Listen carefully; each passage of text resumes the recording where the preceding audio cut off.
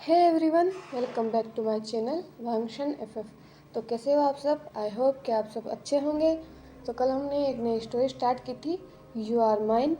तो आइए उसके पार्ट 2 को स्टार्ट करते हैं। अगर आप मेरे चैनल में नए हो तो मेरे चैनल को सब्सक्राइब कर दीजिए, वीडियो को लाइक कीजिए और कमेंट में मुझे ज़रूर बताइए कि आपको स्टोरी कैसी लगी। एंड आपके प्यारे प्यारे कमेंट देखकर मुझे बहुत मोटिवेशन मिलता है। तो प्यारे प्यारे कमेंट करते रहिए, और जिन लोगों ने कमेंट किया है उसका मेरे दिल से थैंक यू। तो आइए स्टोरी को स्टार्ट करते हैं। लास्ट पार्ट में हमने देखा था कि वांग जी एक कंपनी में काम करता था और उसका सीईओ विभूषण था, जिससे शायद वांग जी का पास्ट में कोई रिलेशन था।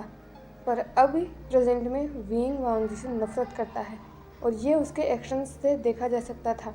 ये देखकर वांग जी को हर्ट होता था, लेकिन वो कुछ नहीं करता था। और ये बात विंग को बहुत ज़्यादा परेशान करती थी अंदर ही अंदर, लेकिन उसका फेस कोल्ड था। वहीं विंग ने जानबूझकर वांग जी को वो पार्टी जो यांग जी के कहने पर विंग ने रखी थी उसमें रुकने के लिए कहा। वांग जी उस पार्टी में नहीं रुकना चाहता था, लेकिन विंग के धमकाने पर उसे रुकना पड़ा। फाइनली वो पार्टी स्टार्ट हो चुकी थी। वो पार्टी अपने शोर शराबा पर थी। वहाँ पर उस कंपनी के सभी एम्प्लॉयज़ थे एंड कुछ ओमेगास थी जो अपने अल्फ़ा बॉयफ्रेंड्स को लेकर आई थी, और कुछ अल्फ़ा थे जो अपनी ओमेगा गर्लफ्रेंड या फिर बीटास कुछ अपने फ्रेंड्स को लेकर आए थे। वहीं विंग और यांग के फ्रेंड्स भी आना भी स्टार्ट हो चुके थे। पार्टी अपने में ही चल रही थी। वहीं एक कॉर्नर में वांग जी अकेला टेबल पर बैठा हुआ था। उसके सामने जूस का ग्लास रखा हुआ था, जिसको शायद उन्हें छुआ तक नहीं था। वो बस अपनी नजरों को चारों तरफ घुमाकर किसी बच्चे की तरह जो एक ऐसी जगह पर आ गया हो जिसे वो बिल्कुल जानता ही ना हो, वहाँ ऐसे ही बैठा हुआ था। वहीं विंग जो बहुत देर से अपनी नज़रों को चारों तरफ घुमा रहा था, शायद वो किसी को देखने की कोशिश कर रहा था, लेकिन वो पर्सन उसे नहीं दिख रहा था। और ये सोचकर उसके फेस पर एक अजीब सी एंजाइटी देखी जा सकती थी। लेकिन जब उसने अपनी नज़र को चारों तरफ घुमाया तो फाइनली उसने उस पर्सन को स्पॉट कर लिया। वहीं जियांग चेंग जो विंग का स्टेप ब्रदर है, उसने विंग को देखा कि विंग परेशान लग रहा है। वो उसका ध्यान इस पार्टी में है ही नहीं, जबकि वो पार्टी उसने रखी थी। उनके सारे फ्रेंड्स यहीं थे, लेकिन विंग का ध्यान पार्टी में नहीं था। उसके बाद उसने विंग की नज़रों को फॉलो किया तो उसने देखा कि एक पर्सन कॉर्नर के टेबल पर बैठा हुआ है। पहले तो जियांग चेंग ने उसे नहीं पहचाना, क्योंकि वांग जी वो पर्सन जहाँ बैठा था वहाँ पर अंधेरा था। लेकिन धीरे धीरे जैसे जैसे उस पर्सन के फेस को वो ध्यान से देख रहा था, उसे रियलाइज़ हो रहा था एक कौन था। और जैसे जैसे रियलाइज़ हो रहा था, उसका गुस्सा बढ़ रहा था। उसकी आंखें गुस्से से रेड हो रही थी। उसके वो ओमेगा फेरामोन्स वहाँ फैल रहे थे। जियांग चेंग एक ओमेगा है और वो उस पर्सन की तरफ बढ़ने लगता है। वही विंग जब ये देखता है थोड़ा शॉक हो जाता है, और विंग के और फ्रेंड्स जब चेंग को किसी तरफ जाते हुए देखते हैं तो वो भी थोड़ा शॉक हो जाते हैं। और जियांग चेंग अब वांग जी के टेबल के सामने आकर खड़ा हो चुका था, और उसके पीछे पीछे विंग के सारे फ्रेंड्स और विंग और यांग जी भी आकर खड़े हो चुके थे। अभी तक पार्टी चल रही थी, किसी ने कुछ नोटिस नहीं किया था, लेकिन चेंग ने वांग जी की तरफ देखा, जिसका ध्यान उन पर था ही नहीं। वो पता नहीं कहाँ देख रहा था। तभी चेंग ने क्लैप किया, और वो क्लैप कोई भी देख सकता था कि वो मौके के लिए किया गया हो या फिर सबकी अटेंशन को ग्रैब करने के लिए किया गया हो। चेंग ने क्लैप किया, और जिससे वहाँ पर जितने भी लोग थे वो उनकी तरफ ही देखने लगे। चेंग ने क्लैप करते हुए कहा, ओह माय माय, आज हम यहाँ किसे देख रहे हैं? Lan Wangji, the great Lan Wangji, second child of Lan Qiren. मुझे तो यकीन ही नहीं हो रहा। ये सुनकर वांग जिसका ध्यान भी कहीं और था, वो उसका ध्यान भी चेंग पर चला जाता है। वो तुरंत अपनी सीट से खड़ा हो जाता है। अब जाकर उसकी नज़रें सामने गई थी, जहाँ पर बहुत सारे लोग थे जो उसे ही देख रहे थे। वहीं विंग के फ्रेंड्स जब वांग जी को देखते हैं, उनमें से 2 लोग ऐसे थे जिनके फेस पर कंसर्न था वांग जी को लेकर, लेकिन और लोगों की आंखों में बस नफरत देखी जा सकती थी। तभी उनमें से एक पर्सन ने आगे आते हुए कहा, ये यहाँ क्या कर रहा है? वो भी विंग की कंपनी में, विंग की पार्टी में। विंग, तुमने इसे अलाउ कैसे कर दिया? ये सुनकर जियांग चेंग ने वांग जी की तरफ देखा और कहा, क्या हुआ वांग जी? क्या तुम्हारा पुराना शिकार तुम्हें सेटिस्फाइड नहीं कर पाया?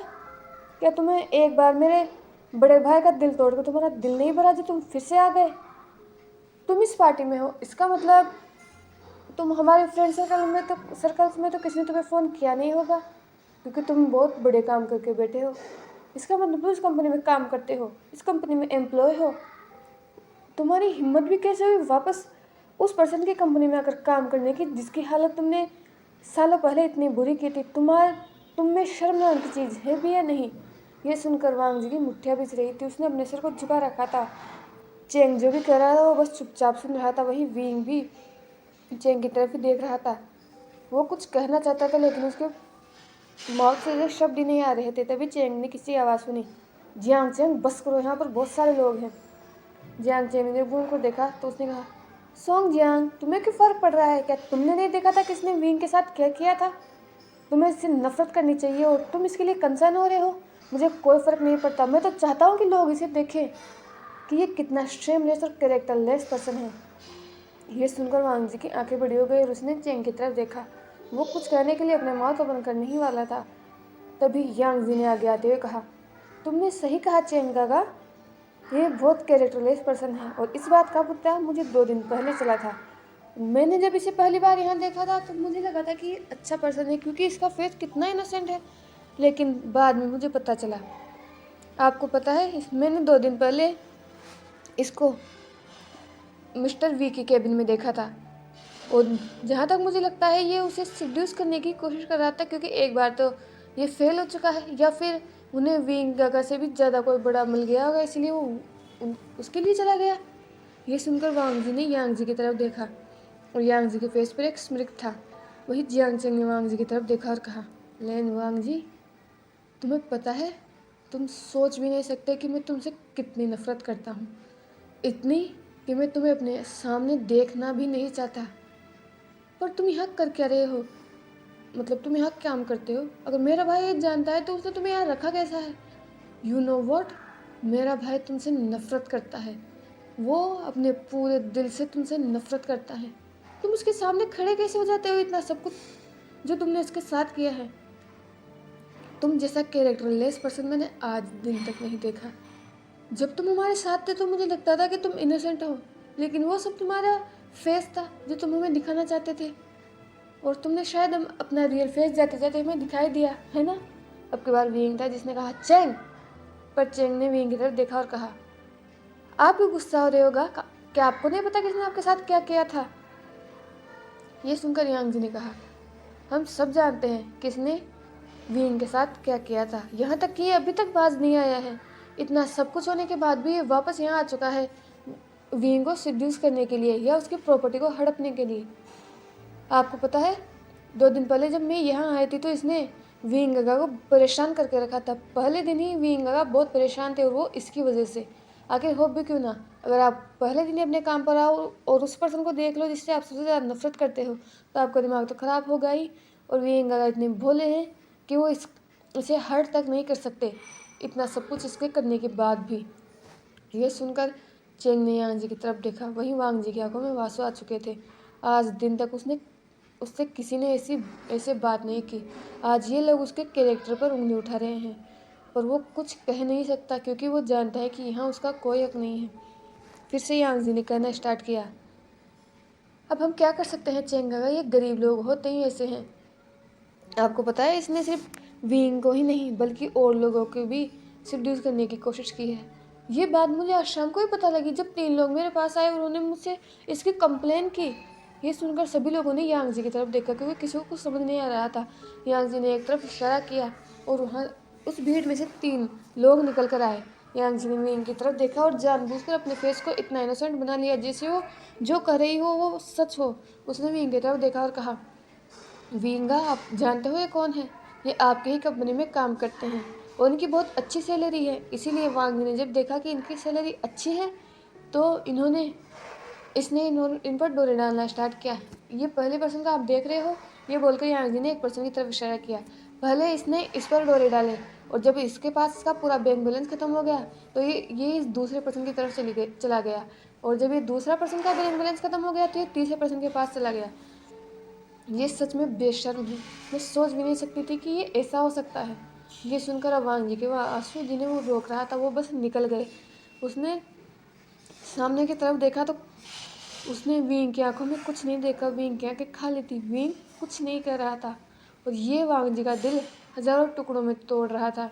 वहीं जियांग जिसने अब बहुत देर से चेंग शाओ जो बहुत देर से इसे सुन रही थी, उसने वांग जी के पास आकर खड़े होते हुए कहा, मिस्टर जियांग, मैं नहीं जानती कि आपकी वांग जी से क्या दुश्मनी है जो आप इतने झूठे इल्ज़ाम उस पर लगा रहे हो, लेकिन मैं वांग जी को पिछले 3 साल से जानती हूँ। वो ऐसा कुछ कर ही नहीं सकता। ये तीनों लोग झूठ बोल रहे हैं। ये सुनकर यांग जी ने चेंगशाओ की तरफ देखा और कहा, और तुम्हें कैसे पता कि ये झूठ बोल रहे हैं? इस बार जियांग चेंग नहीं बोला, क्योंकि उसे इस मैटर से मतलब नहीं था। वो इस मैटर के बारे में कुछ नहीं जानता था, इसलिए अगर वो किसी के बारे में कुछ नहीं जानता तो किसी के बारे में बोलेगा भी नहीं, लेकिन जो उसे पता था वो कह चुका है। चेंगशाओ ने कहा, मुझे वांग जी पर पूरा भरोसा है। वो ऐसा काम कर ही नहीं सकता। वो एक प्योर पर्सन है। उसका कैरेक्टर मैं जानती हूँ, तो अगर आप किसी को जानते नहीं तो किसी के कैरेक्टर पर उंगली उठाना बंद कीजिए। और इससे पहले कि यांग जी कुछ कह पाती, तभी सोंग जियांग ने आगे आते हुए कहा, यांग जी अब बहुत हुआ, चुप हो जाओ। क्या तुमने इसलिए हमें पार्टी में बुलाया था ताकि तुम इसकी इंसल्ट कर सको, या फिर मुझे तो लगा था कि तुम हम सबसे मिलना चाहती हो। ये सुनकर अब यांग जी चुप हो गई, क्योंकि उसके पास करने के लिए कुछ नहीं था। वही वांग जी जो ये सब बहुत देर से सुन रहा था, अब वो बहुत कुछ सह चुका था। वो अपनी जगह पर से खड़ा था, वहीं से उसने भागना स्टार्ट किया और इसी बीच वो एक टेबल से टकराया। उस टेबल पर वाइन की बोतल रखी हुई थी, जो उसके टकराने की वजह से टूट गई और उसके हाथ पर ही टूटी थी। इसकी वजह से उसकी रिस्ट पर बहुत बड़ा घाव बन गया और उसके हाथ से खून बह रहा था, लेकिन वांग जी को इससे कोई फ़र्क नहीं पड़ रहा था। वो बस भाग रहा था। वहाँ पर सिर्फ कुछ ही लोग थे जिन्हें वांग जी को लेकर आंखों में कंसर्न था, नहीं तो और सब तो बस डम्फाउंडेडली देख रहे थे इस ड्रामे को। तभी सोंग जियांग ने चेंग की तरफ आते हुए कहा, जियांग चेंग, मैं तुम्हें बहुत सालों से जानता हूँ, लेकिन मैं सोच भी नहीं सकता था कि तुम कुछ ऐसा करोगे। तुम पछताओगे जियांग चेंग। तुमने पूरा सच जाने बिना उस पर ऐसे ऐसे इल्ज़ाम लगाए हैं जो शायद बोलने में किसी को हेजिटेशन हो, लेकिन तुमने, छी, मैं अब तुमसे कोई कांटेक्ट नहीं रखना चाहता। ये बोलकर वो वहाँ भाग जाता है जहाँ पर जियांग चेंग गया था। वही सोंग जियांग के पीछे हाउस शॉन चला जाता है। अब पार्टी पूरी तरह से रियून हो चुकी थी, तो किसी का उस पार्टी में कोई इंटरेस्ट नहीं था। अब सभी लोग धीरे धीरे अपने घर जा चुके थे। वहीं वांग जी कहाँ गया था ये किसी को नहीं पता, क्योंकि जब तक जियांग बाहर आया था तब तक वांग जी उसे नहीं दिखा। अब एक डार्क रूम में 3 लोग चेयर पर बंधे हुए थे। उनके हाथ पांव बंधे हुए थे और उनकी बॉडी को देखकर ऐसा लग रहा था जैसे उन्हें बहुत बुरी तरीके से टॉर्चर किया गया है। उन तीनों के सामने एक पर्सन खड़ा था। उसने अपने डीप वॉइस में कहा, क्या तुमने जो पार्टी में कहा वो सब सच था? ये सुनकर वो लोग काम गए, क्योंकि सामने वाले पर्सन की आंखों में खून उतरा हुआ था। वो लोग अगर एक बार भी झूठ बोलेंगे तो शायद वो अपनी जान से हाथ धो बैठेंगे। उनमें से एक पर्सन ने कहा, हमें माफ़ कर दीजिए, ये सब हमने पैसों के लिए कहा था। मिस यांग जी ने हमें पैसे दिए थे ये सब बोलने के लिए। उस पर्सन को तो हम जानते तक नहीं हैं, हमें माफ़ कर दीजिए। ये सुनकर उस पर्सन की मुट्ठियाँ भिस गई और आंखें रेड हो गई।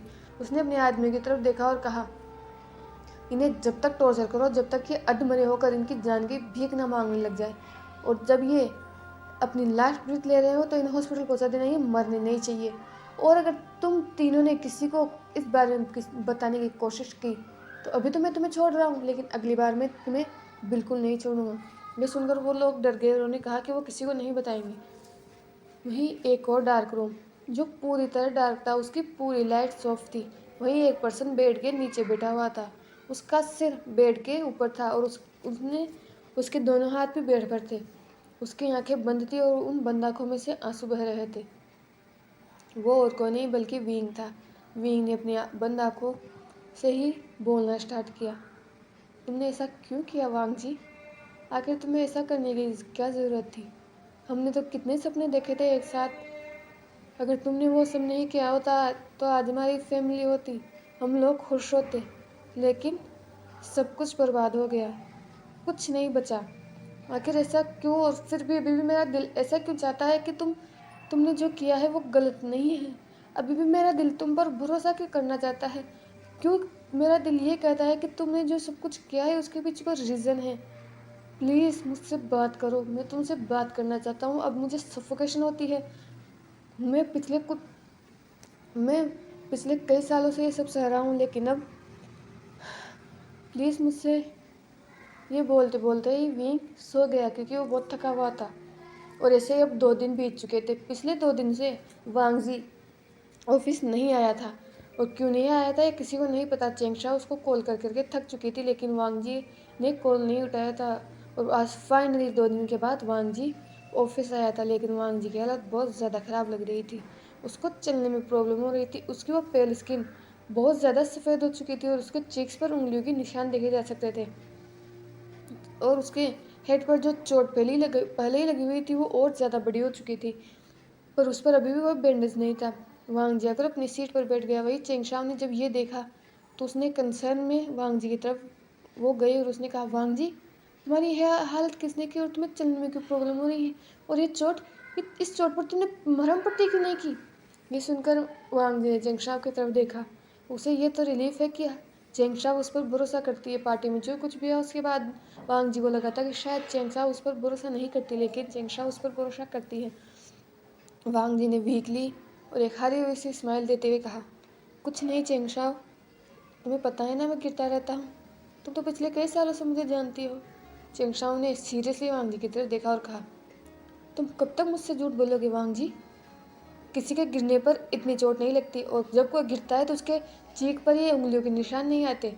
आईना तुम मुझे बताना नहीं चाहते, लेकिन कम से कम मुझे खुद की केयर तो करने दो। ये बोलकर चेंगशाओ अपनी डेस्क पर गई, वहाँ से फर्स्ट एड किट निकाल के लेके आए। वांग जी मना करना चाहता था, लेकिन चेंगशाओ ने उसकी तरफ घूरते हुए कहा, तुम्हें याद है एक बार जब मैं बीमार हुई तो तुमने मेरा ख्याल रखा था और तुमने कहा था कि मैं तुम्हारी छोटी बहन हूँ। तो अब मुझे भी अपने बड़े ब्रदर का ख्याल रखने दो। अब चुपचाप रहो और मुझे अपना काम करने दो। इसके बाद वांग जी कुछ कही नहीं सका और चेंगशाओ वांग जी को ट्रीट करने लगी। इस बात से अनजान के 2 बर्निंग गैस उन दोनों को ही देख रही थी।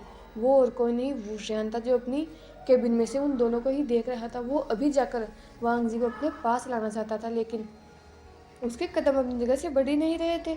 वही अब लगभग आधे घंटे बाद चेंगशाओ ने वांग जी को क्योर कर दिया था और वो अपनी डेस्क पर वापस चली गई थी। वांग जी ने जब अपना लॉकर खोला तो उसने देखा कि वो फाइल जो मिस्टर वी ने उसे 2 दिन बाद देने के लिए कही थी, आज 4 दिन हो चुके हैं, लेकिन अभी तक उसने वो फाइल नहीं दी। यही सोचकर उसने इस फाइल को लिया और वो केबिन की तरफ चला गया। उसने नॉक किया, लेकिन अंदर से कोई जवाब नहीं आया। उसने दोबारा नॉक किया, लेकिन फिर से भी अंदर से कोई जवाब नहीं आया। और जब उसने तीसरी बार नॉक करने ही वाला था, लेकिन उसने नॉक नहीं किया और सीधा दरवाज़ा ओपन कर दिया। लेकिन सामने जिस सीन ने उसे ग्रीट किया वो उसके लिए अनएक्सपेक्टेड था। उसने कभी नहीं सोचा था कि कोई ऐसा सीन उसे ग्रीट करेगा। थोड़ी देर तक वो ऐसे ही खड़ा रहा और सामने वाले दोनों पर्सन को देखता रहा, जो शायद खुद में ही खोए हुए थे। फिर उसने अपने थ्रोट को क्लियर करते हुए कहा, नहीं, उसने वो गेट के पास ही खड़ा था, इसलिए उसने अब की बार डोर पर थोड़ा तेज नॉक किया, जिससे वो 2 पर्सन जो खुद में ही खोए हुए थे उन्होंने वो अपने होश में आ गए और उन्होंने सामने की तरफ देखा। विंग ने जब वांग जी की तरफ देखा तो वो शॉक हो गया। वो तुरंत खड़ा हो गया। वही यांग जी जो उसकी लैब में बैठी हुई थी, विंग के अचानक खड़े होने की वजह से वो गिरते गिरते बची, लेकिन विंग को इससे कोई फर्क नहीं पड़ता था और वांग जी के फेस पर कोई इमोशन नहीं था। आज उसके फेस पर यह तक नहीं दिख रहा था कि वो इन दोनों को देखकर हर्ट है। आज उसकी आंखें कोल्ड थी, बर्फ से भी ज़्यादा कोल्ड, बिल्कुल वैसी जैसी फर्स्ट डे विंग की थी। लेकिन आज विंग की आंखों में इमोशंस देखे जा सकते थे, लेकिन वांग जी की आंखें ठंडी थी। वांग जी आगे बढ़ा। उसने उस फाइल को विंग टेबल पर रखा और कहा, I am sorry mister V, आपने ये फाइल मुझसे 2 दिन पहले मांगी थी, लेकिन मैं आपको फाइल आज दे रहा हूँ। इसकी पनिशमेंट लेने के लिए मैं तैयार हूँ। आप मुझे बता सकते हैं कि आप मुझको क्या पनिशमेंट देना चाहते हैं। अगर आप चाहते हैं तो मैं अपना रेजिग्नेशन लेटर आपके टेबल पर रख सकता हूँ। यह सुनकर विंग की आंखें बड़ी हो गई और उसने वांग जी की तरफ देखा। वो वांग जी को देख सकता था। वांग जी पहले की तरह नहीं था। 2 दिन पहले वाला वांग जी अलग था और आज वांग जी बुरी तरह अलग था। वांग जी के चीक्स पर निशान विंग देख सकता था और ये देखकर उसे थोड़ा सा अजीब लग रहा था। वांग जी की उस चोट पर मरहम लगा हुआ था, ये विंग ने पहले ही देख लिया था, क्योंकि विंग की केबिन से चेंगशाओ और वांग जी की डेस्क आराम से दिखती है। उसके बाद थोड़ी देर तक भी विंग ने जब कोई जवाब नहीं दिया तो वांग जी ने वो किया और विंग की तरफ देखते हुए कहा, मुझे आपका ऑर्डर का वेट रहेगा मिस्टर वी। ये बोलकर वो उस केबिन से बाहर चला गया। वही विंग जब जब वांग जी बाहर गया तब जाकर वो अपने होश में आया। विंग ने यांग जी की तरफ देखा और अभी विंग के फेरामोन बहुत ज़्यादा डार्क थे जो कि पूरे रूम में फैल चुके थे। उसने यांगजी की तरफ बढ़ते हुए कहा, यांगजी, मैंने तुमसे कितनी बार कहा है कि मुझसे दूर रहा करो, लेकिन तुम्हें लगता है कि तुम जो चाहे वो कर सकती हो। तुम जानती नहीं हो कि मैं कौन हूँ। तुम्हें पता है, आज मैंने उस पर्सन की आंखों में कोई हर्ट नहीं देखा। उस पर्सन की आंखों में आज मेरे लिए कोल्डनेस थी, और ये सब सिर्फ तुम्हारी वजह से। तुम्हें पता भी है मैं पिछले कितने सालों से इसका वेट कर रहा था, और आज जब मैंने उसे देखा तो उसकी आंखों में मेरे लिए कुछ नहीं था, लिटरली कुछ नहीं। और ये सिर्फ तुम्हारी वजह से, क्योंकि जब वो आया था तो मैंने देखा था उसकी आंखों में कुछ था, लेकिन तुम्हारी वजह से आज सब कुछ बर्बाद हो गया। अगर आज के बाद तुमने मेरे ऑफिस में मुझसे बिना परमिशन के एंट्री ली तो आई स्वेयर मैं तुम्हें इस दुनिया से गायब करने में एक बार भी नहीं सोचूंगा। यांगजी, समझ में आया तुम्हें? ये बोलकर उसने यांगजी की तरफ घूर कर देखा, और यांगजी विंग के ऐसी वॉइस और ऐसे और से डर गई, क्योंकि विंग अभी विंग नहीं था बल्कि विंग का अल्फा ग्रोल कर रहा था, और यांगजी को अपनी जान बचानी थी, इसीलिए वो बस वहाँ से भाग गई। वही यांगजी के जाने के बाद विंग ने खुद को काम किया, उन डार्क फेरामोन्स को अपने स्वीट फेरामोन से रिप्लेस किया, और फिर उसने अपने असिस्टेंट को बुलाया। वेनिंग ने अंदर आते हुए कहा, यस बॉस। विंग ने वेनिंग की तरफ देखा और कहा, अभी के भी मिस्टर लेन को मेरे केबिन में भेजो। ये सुनकर वेनिंग सरप्राइज था, लेकिन उसने कुछ नहीं कहा, और वो वांगजी के डेस्क के पास गया और उसने कहा, मिस्टर लेन, आपको सीईओ उनके केबिन में बुला रहे हैं। ये सुनकर वांगजी ने साई किया, क्योंकि वो जानता है कि कुछ ना कुछ स्ट्रॉन्ग आने ही वाला है, इसलिए उसने बस नोट किया और उस केबिन में चला गया। फिर से उसने नॉक किया, और अब की बार पहली बार के नॉक में उसे अंदर आने की परमिशन मिल गई। जब वो अंदर गया तो उसने देखा कि विंग अपने टेबल पर ही लीन हुआ है, आज वो चेयर पर नहीं बैठा है। वांग जिसके सामने गया उसने बोक किया और कहा, मिस्टर वी, आपने मुझे बुलाया? ये सुनकर विंग ने कोई जवाब नहीं दिया, वो बस वांग जी की तरफ देखे जा रहा था बहुत ही इंटेंसली, और वांग जी की ऐसी नज़रों से अनकंफर्टेबल फील हो रहा था। 5 मिनट तक भी जब विंग ने कोई जवाब नहीं दिया तो वांग जी ने विंग की आंखों में देखा और कहा, मिस्टर वी, प्लीज़ आपको जो करना है वो कह दीजिए, नहीं तो अगर आपके भाई को ये पता चल गया कि मैं 10 मिनट से ज़्यादा आपके केबिन में था तो फिर से उसे लगेगा कि मैं आपको सिड्यूस करने की कोशिश कर रहा था। तो प्लीज़ अगर आपको मुझे पनिशमेंट देनी है तो मुझे पनिशमेंट दीजिए, नहीं तो मुझे जाने की परमिशन दीजिए। ये बोलकर वो जाने के लिए मुड़ा है था, लेकिन अगले ही पल उसे अपने वेस्ट पर विंग का हाथ फील होता है, और अगले ही पल वो एक हार्ड चेस्ट से टकराया था विंग ने। और ये विंग का हाथ जब वांग जी के वेस्ट पर था तो वांग जी के माउथ से एक पेनफुल ग्रोन निकल गया, और ये शायद विंग ने भी फील किया। विंग ने वांग जी को अपने बहुत क्लोज कर लिया और अपनी डार्क वॉइस में कहा, don't you dare to run away from me Lan Wangji. अब तुम मुझसे नहीं भाग सकते। You can't run away from मी।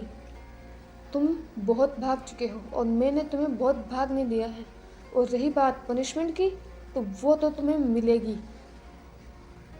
ये बोलकर विंग ने वांग जी की तरफ देखा, और वांग जी ने धीरे धीरे अपनी आंखों को ओपन किया।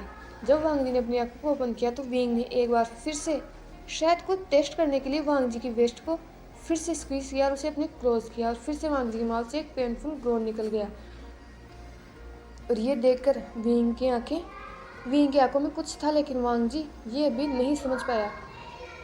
तो है एवरीवन, आज के लिए बस इतना ही। प्लीज़ कमेंट करके मुझे बताइए कि आपको ये पार्ट कैसा लगा, और वांग जी ने सब पास्ट में क्या किया है जिससे उसके सभी फ्रेंड्स उससे नफरत करते हैं। क्या विंग वांग जी को जाने देगा? विंग जिस तरीके से वांग जी पर अपना हक जता रहा है, तो क्या अब इनकी लव स्टोरी कौन सा मोड़ लेने वाली है? और क्या आपको ये स्टोरी पसंद आ रही है? प्लीज़ मुझे कमेंट में बताया कीजिए। And thank you for watching.